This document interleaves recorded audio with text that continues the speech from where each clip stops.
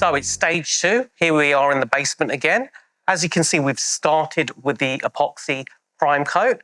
The main point of the prime coat is to actually absorb into the concrete. It's kind of like a sponge, but some areas will absorb more than others. So the primer ensures that the epoxy has penetrated into the concrete floor. Let's have a look at what our guys are doing.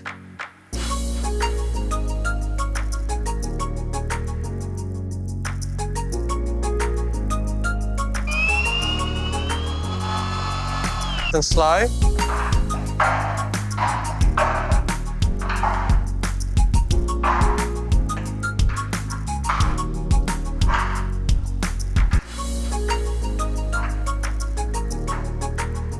So we're almost finished with the prime coat. There's a few sections to do. The next stage is the next layer of epoxy, and then we're going to be throwing the flake on. So stay tuned.